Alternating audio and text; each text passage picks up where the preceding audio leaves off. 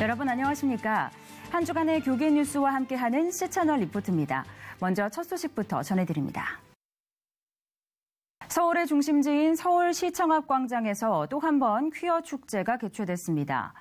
음란의 수위는 더욱 높아졌고 여전히 광장 사용 수칙은 무시되고 있었습니다. 김보림 기자입니다. 서울의 중심지인 서울광장이 성소수자들을 위한 공간으로 변한 지난 15일. 지나치게 선정적이라는 비판을 받고 있음에도 불구하고 참가자들의 노출과 음란 수위는 더욱 노골적이었습니다.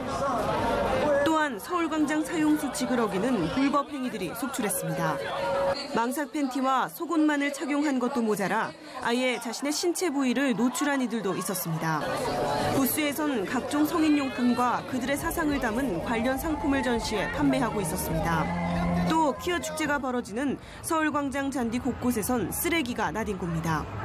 거기에다 금연도시 조장을 위해 힘쓰겠다는 클린도시 캠페인을 비웃기라도 하듯 담배를 태우기도 했습니다. 광장 이용 수칙에 위반하는 음주와 성기 모양의 먹거리 판매, 동물 반입 등 법을 어긴 행동을 일삼는 것으로 확인됐습니다. 이를 지켜보는 시민들은 눈살을 찌푸리며 놀란 가슴을 쓸어내립니다. 너무나 음란해서 굉장히 많이 놀랐습니다. 젊은 사람들이 저렇게 할 수 있도록 그 배후에서 도와주는 어른들이 더 나쁘다고 생각하고요. 더 반성해야 된다고 생각합니다. 이 밖에도 국가기관으로서 이번 제18회 축제에 처음으로 참석한 국가인권위원회와 소수교계 관련 집단 역시 사랑과 인권 보호 아래 잘못된 길을 걷고 있는 동성애를 옹호 조장한다는 비판을 받았습니다. 동성애자와 트랜스젠더 등 성소수자들은 퀴어 축제를 통해 자신들의 인권을 보장하는 법의 제정을 호소했지만 정작 제정된 법을 이행하지 않는 모순적인 행동을 보였습니다. 이번 축제 역시 음란과 불법이 자행되고 있어 시민과 교계단체들의 반발이 더욱 거세질 것으로 예상됩니다. 한국교회 주요 교단들이 참여한 동성애 반대 집회도 열렸습니다. 아이들을 데리고 참여한 부모들이 유독 많았는데요. 이들은 자녀들이 살아갈 이 나라를 거룩하게 지켜달라고 간절히 기도했습니다. 김효정 기자가 전합니다. 같은 시각 퀴어 문화 축제가 벌어지고 있는 시청 광장과 길 하나를 마주한 대한문 앞에는 오전부터 장대 같은 비가 내렸음에도 건강한 가정과 성을 지켜내기 위해 모인 만여 명의 시민들로 장사진을 이뤘습니다. 아이들이 살아갈 세상을 건강하고 거룩하게 지켜내기 위한 부모들의 기도는 더욱 간절했습니다. 신앙이 바르게 선장하고 이 세상도 악하게 될 텐데 거기에서도 항상 기도로 승리할 수 있는 그런 아이들이 됐으면 좋겠어요. 동성애 퀴어 축제 반대 국민대회에 참가한 이들로 가족 단위로 참가한 시민들을 포함해 노인부터 어린아이까지 남녀노소를 가리지 않습니다. 퀴어 축제라는 이런 부분들이 하나의 문화가 되고 이걸 정부에서 용인을 하게 되면 아이들 교육에 바로 영향을 미칠 수 있다고 생각을 하거든요. 하나님을 사랑하는 사람이고 하나님 말씀을 지키고자 하는 사람이라면 당연히 동참을 해야 되고. 이번 대회는 대한예수교장로회 통합과 합동, 대신, 기독교대한감리회, 기독교대한 하나님의 성회, 기독교 한국침례회 등 한국교회 주요 교단들과 시민단체들이 함께했습니다. 교단장들은 동성애는 창조 질서와 생명윤리를 무너뜨리며 교회 생태계를 위협하고 있다며 이를 조장하는 동성애 축제가 추방되도록 단호하게 대처해 나가자고 강조했습니다. 설교를 전한 예장대신 증경총회장 최낙중 목사는 에이즈로 죽어가고 동성애 합법화로 혼란에 빠진 이들을 통해 하나님의 음성을 들어야 한다며 동성애자들이 회개하고 주님께 돌아오도록 기도해서 선교사들의 피로 이룩한 대한민국을 거룩하게 지켜나가자고 말했습니다. 크신 하나님을 믿기에 이 민족이 반드시 거룩한 나라가 될 것이며 제사장 나라가 될 것이며 온 세계에 선교사를 파송하는 그런 민족이 될 것을 확신합니다. 우리 모두 합심해서 기도하고 그런 사람들을 불쌍히 여기고 사랑으로 감싸서 그들도 다 하나님 백성이 되도록 해야 될 줄로 믿습니다. 이날에는 또 음란과 불법으로 도배된 동성애 축제를 허가한 서울시와 이를 계기로 국가윤리의 근간을 흔들 차별금지법과 동성혼 합법화를 추진하려는 정부의 행위를 강력하게 규탄하는 목소리도 제기됐습니다. 참가자들은 이와 함께 대한문 광장에서 정부 서울청사를 거쳐 광화문 광장까지 약 1시간 동안 퍼레이드를 펼치며 동성애의 심각성을 시민들에게 알렸습니다. 대한예수교장로회 합동과 통합 두 교단이 만나 분열의 역사를 돌아보고 함께 갈 길을 모색했습니다. 언더우드 선교사로부터 이어진 연합사업을 통해 한국교회의 위기를 공동으로 극복해 나갈 것을 다짐했습니다. 계속해서 김효정 기자입니다. 1959년 WCC 문제 등 신학적 차이로 인해 분열된 대한예수교장로회 합동과 통합. 양교단 지도자들이 다시 한번 손을 맞잡았습니다. 지난 60여 년간 서로 다른 이름으로 각자의 길을 걸어왔지만 연합을 위한 열망은 꾸준히 이어졌으며 실제로 협력 사업도 지속적으로 진행해왔습니다. 장로교 초대 총회장을 지녔던 언더우드 선교사는 북장로교 소속이지만 남장로교, 호주장로교, 캐나다 장로교 선교회의 한국 선교 사업을 적극 지원했으며 4개의 장로교 선교회의 연합체인 장로교 공의회를 발족하는 데도 앞장섰습니다. 1970년대 한경직, 김준곤 목사를 중심으로 전개한 대중전도운동과 민족복음화운동을 비롯해 1983년 통일찬송가 제정, 2007년 평양대부흥운동 100주년 공동행사 개최 등을 통해서도 양교단은 꾸준히 협력을 이어왔습니다. 이날 포럼에서 이들은 더 적극적인 연합을 통해 현재 한국교회가 처한 위기 돌파에 공동으로 대응해 나가겠다는 의지를 밝혔습니다. 한국교회 침체를 극복할 수 있는 부흥입니다. 그리고 분단된 이 남북이 분단된 것들 더 이상 우리가 지체할 수 없다고 생각합니다. 저는 복음적인 통일이 하나님께서 우리들에게 명하시는 위대한 책무라고 생각을 합니다. 이외에도 범람하는 이단, 동성애 문제 등에 공동으로 대응하고 주기철 목사 기념 강좌 등의 학술 교류를 지속하자는 제안도 나왔습니다. 앞서 열린 감사 예배에서 종교개혁자 칼빈이 입었던 것과 같은 모양의 성복을 착용하고 단에 올라 설교를 전한 예장통합 이성희 총회장은 한국교회의 개혁과 장로교회 연합을 위한 선행 요건으로 말씀으로 돌아갈 것을 꼽았습니다. 우린 적어도 하나님의 말씀을 앞세워야 합니다. 그리고 그 말씀을 따라가야 올바른 개혁이 될 수가 있다고 하는 것입니다. 왜 개혁가들이 오직 성경 얘기했습니까? 성경 아니면은 개혁의 의미가 없습니다. 교단 분열 이후 58년 만에 열린 공동 심포지엄은 종교개혁 500주년을 맞아 교단 간 교류와 협력을 늘리기 위한 연합사업의 일환으로 마련됐으며 1차 심포지엄은 예장통합 측 주관으로 연동교회에서 개최된 바 있습니다. 한국교회의 다음 세대를 일으키기 위해 유아에게 주는 세례와 성찬을 확대해야 한다는 목소리가 커지고 있습니다. 이를 뒷받침하는 성경적, 역사적 근거가 제시됐습니다. 김효정 기자가 보도합니다. 유아나 어린이가 성찬에 참여해도 될까?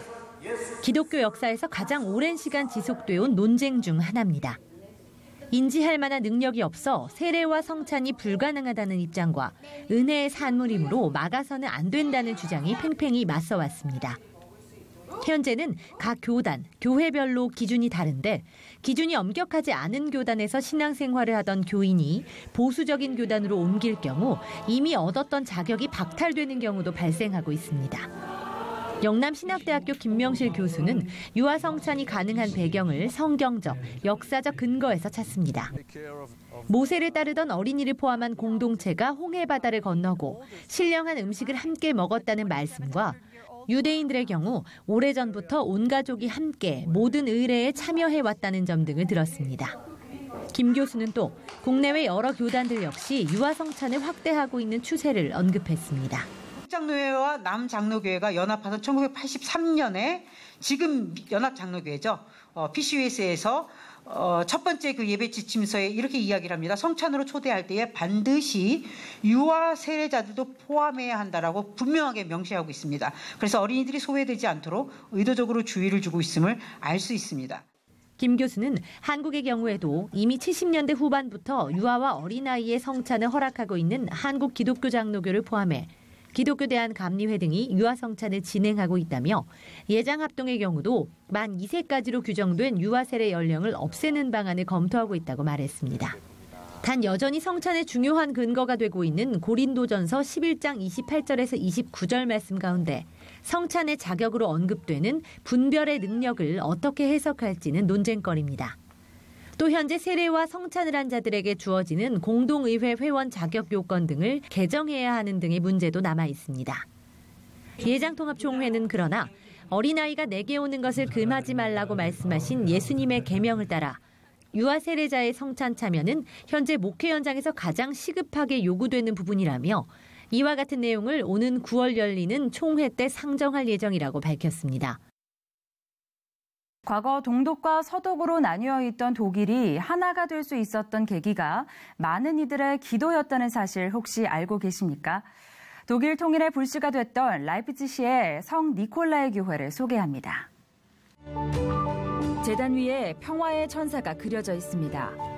교회의 중앙과 천장을 지탱하는 기둥은 평화를 상징하는 종려나무로 장식돼 있습니다.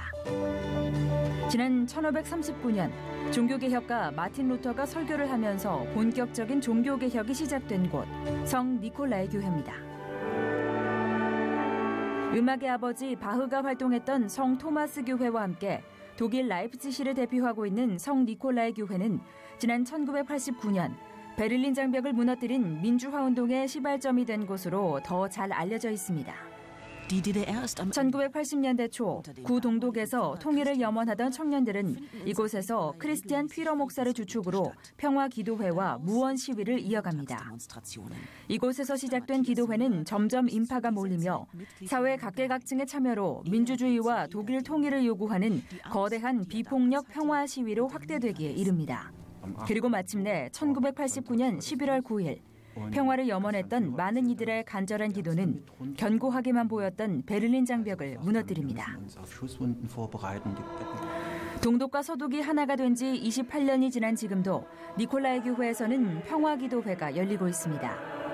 평화기도회에 모인 이들은 정치, 경제, 국제적인 갈등 속에서 여전히 신음하고 있는 나라와 민족들을 위해 기도하며 이 땅에 하나님의 온전한 평화와 치유가 임하기를 간구하고 있습니다. Heute steht die Flüchtlingskrise im Raum, viele Fragen, Verunsicherungen, auch ein Riss durch die Gesellschaft. Und wir merken einfach, es hört nicht auf, dass wir für den Frieden beten müssen, natürlich auch handeln, aber dass wir als Christen auch dafür einstehen und Gott um seinen Beistand bitten, das gehört unbedingt dazu. 기도를 통해 통일의 문을 열었던 성 니콜라이 교회는 전 세계 유일한 분단 국가로 남아있는 남과 북의 현실 앞에 한국교회 성도들이 하나님 앞에 무릎 꿇어야 할 이유를 말해주고 있습니다. 교계와 시민단체가 국가인권위원회의 퀴어 축제 참가와 무지개 깃발을 내건 미국 대사관 등을 규탄하고 나섰습니다. 일부 여론에 편승돼 중립성의 의무를 훼손했다는 지적입니다. 김보림 기자가 보도합니다. 지난 14일과 15일 지나치게 선정적이라고 비난을 받아온 퀴어 축제가 서울광장에서 개최됐습니다. 이번 퀴어 축제에서는 국가기관으로서 처음으로 국가인권위원회와 영국과 캐나다 등의 대사관이 참석해 부스를 마련했습니다. 국가인권위원회 관계자는 우리 사회에서 동성애자가 받는 차별로부터 이를 보호하고 대처하는 방법을 알리기 위해 이 행사에 참여하게 됐다고 전했습니다. 이 성소수자들이 우리 사회에서 이제 겪는 차별이나 편견이 좀 이렇게 있다라는 이런 뭐 실태 조사나 뭐 여러 가지 사회적인 현상들이 좀 있어서 그 위원회에다가 이런 차별이나 이런 게 있을 경우 진정접수나 권리 구제를 받을 수 있다라는 그런 내용으로 홍보를 하기 위해서 저희가 퀴어 문화 축제에서 부스에 이제 참여해서. 같은 날 주한 미국 대사관도 건물 외벽에 성소수자의 상징인 무지개 배너를 내걸며 동성애를 지지하고 나섰습니다. 교계와 시민들이 무지개 깃발을 내건 미국 대사관을 규탄해 잠시 깃발을 내리기도 했지만 다시 깃발을 매달아 놓는 해프닝도 벌어졌습니다. 이에 따라 교계와 시민단체는 불법이 난무하는 퀴어 축제를 지지하는 국가인권위와 몇몇 대사관을 향해 편파된 여론에 힘을 실어줄 뿐만 아니라 국가의 중립성을 훼손한 것이라고 지적했습니다. 국가인권위원회는 국민의 인권에 대한 문제를 다뤄야 되는데 2014년 8월 달에 유럽인권재판소에서는 동성애는 인권이 아니라고 분명히 판결을 했음에도 불구하고 우리 국가인권위원회는 역행하는 그런 인권위원회 역할을 하는 것이 좀 안타깝고요. 또 각국 대사관들이 남의 나라의 문화 주권에 대해서 자꾸 영향력, 힘을 가지고 자꾸 우리에게 압력을 가하고 정부의 압력을 가하는 것은 마땅하지 않다.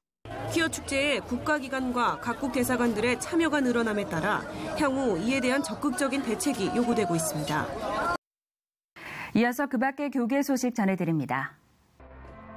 사회 지도층의 기부 문화 확산을 위한 제9회 다일 아너스데이가 개최됐습니다. 세상을 변화시키는 사람들이란 주제로 열린 이날 행사에는 배우 박상원, 윤석화 등 30여 명의 개인과 후원단체 대표가 참여했으며 초대 회장으로 세무법인 석성의 조용근 회장이 추대됐습니다. 다일 공동체는 최초의 전액 무료 병원인 다일천사병원 운영을 비롯해 전 세계 10여 국에서 바퍼로 대표되는 급식 사업과 교육, 의료 사업 등을 펼치고 있습니다. 한국교회 주요 교단장 중심의 한국교회총연합회와 한국교회연합이 통합하기로 결의하고 한국교회연합을 위한 가칭 한국기독교연합을 창립하기로 했습니다. 대한예수교장로회 통합 이성희 총회장은 기자회견에서 가칭 한국기독교연합은 한교연과 한교총의 통합이라기보다 한국교회 통합을 위해 새롭게 창립된 것이라고 무게를 실었습니다. 이 총회장은 이어 한기현 대표회장은 선거 없이 추대 형식으로 선출되기 때문에 자리다툼은 없을 것이라는 점을 분명히 했습니다. 한기현 창립총회는 다음 달 1일 한국교회 100주년 기념관에서 개최됩니다. 우리나라 국민 중 71.6%가 기독교에 대해 부정적인 이미지를 갖고 있는 것으로 조사됐습니다. 대한예수교장로회 합동총회는 지난해 5월부터 올해 2월까지 일반 국민 1000여 명을 대상으로 설문조사를 한 결과 이 중 75.3%는 교회와 목회자에 대해서도 불신하는 것으로 전해졌습니다. 하지만 기독교에 대해 부정적인 이미지에도 불구하고 향후 종교를 가질 경우 기독교를 선택하겠다고 답한 사람이 44.8%로 가장 높았습니다. 이에 따라 합동총회는 다음 달 17일 개최되는 한국교회 미래전략 포럼에서 향후 총회 미래 전략 방향을 만들 예정입니다. 정부가 지난 3월 침몰한 스텔라 데이조의 실종자 수색을 중단한 것과 관련해 기독교 단체들이 강력히 규탄하고 수색 체계를 촉구했습니다. 감리교 시국 대책위와 기독사회 선교연대회 등 단체들은 외교부와 해수부 등 각 부처가 이해관계를 따지며 책임을 서로 미루고 있다며 청와대가 직접 나서 사고의 영내 국가와 협력해 주변 섬 수색을 재개해야 한다고 덧붙였습니다.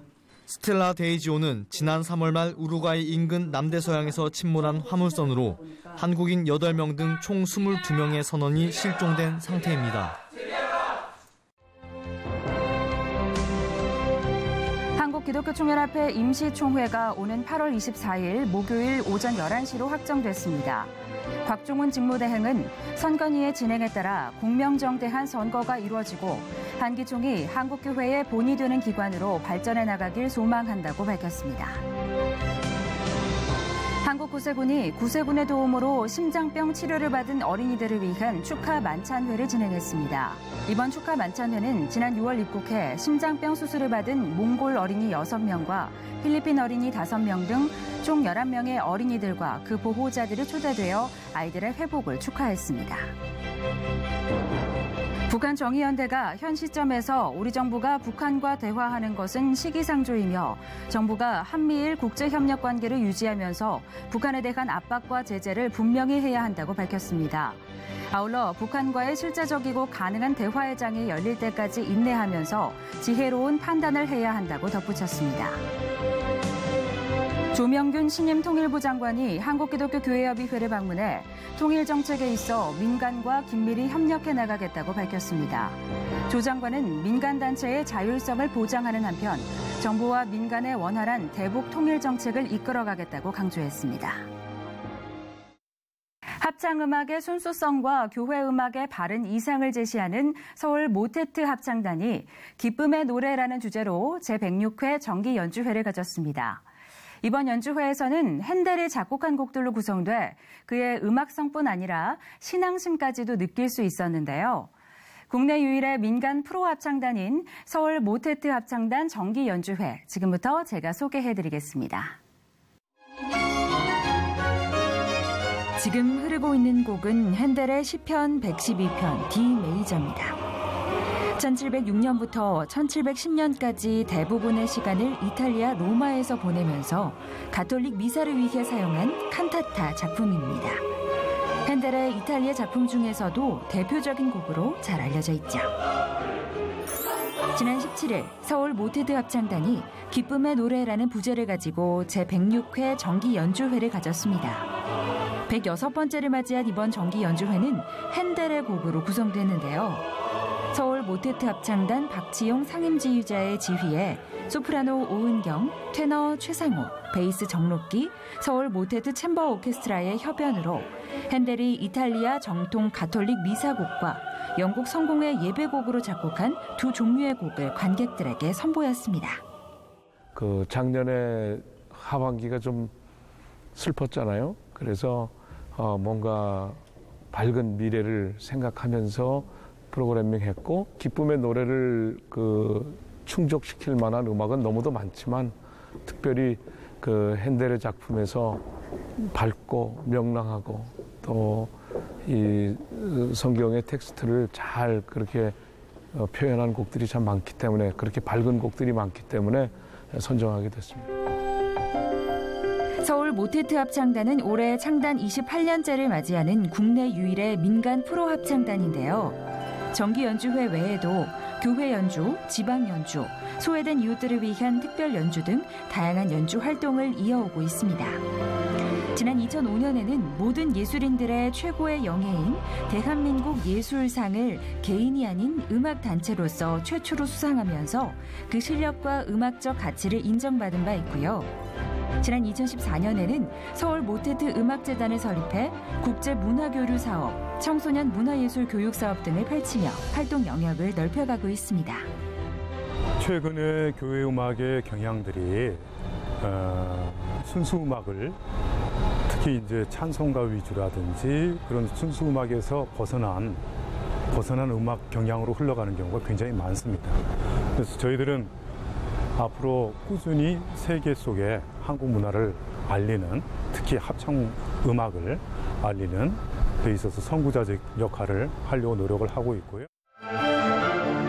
일반적으로 단순한 성가로 구성된 저녁기도 전래 음악과 달리 핸델은 솔로, 합창, 오케스트라 편곡을 통해 곡의 재미를 더하며 화려한 작품으로 완성을 했는데요. 이번 공연은 리듬과 멜로디의 조합에 뛰어난 능력을 가졌던 핸델의 매력을 느낄 수 있는 전반부와 독일인이었던 핸델이 영국 성공회를 위해 만든 앤썸, 즉 영국만의 독특한 음악 유산인 성공의 합창곡을 만나볼 수 있는 후반부로 꽉 채워졌습니다. 1700년대의 음악이 몇백 년이 지난 지금도 울림을 주고 있는 것은 여호와는 선하시며 아름다우시니 그 이름을 찬송하라는 시편의 고백이 이 시대를 사는 신앙인들에게도 여전히 유효하기 때문일 겁니다. 가장 순수하고 음악적인 합창 음악의 실현과 교회 음악의 바른 이상을 제시한다는 의미를 가지고 시작된 서울 모테트 합창단은 앞으로도 정기 연주회를 비롯해 한국의 음악 문화와 교회 음악 발전을 위해 최선의 연주 활동을 선보일 예정이라고 합니다. 핸델과 함께한 제106회 정기 연주회 기쁨의 노래였습니다.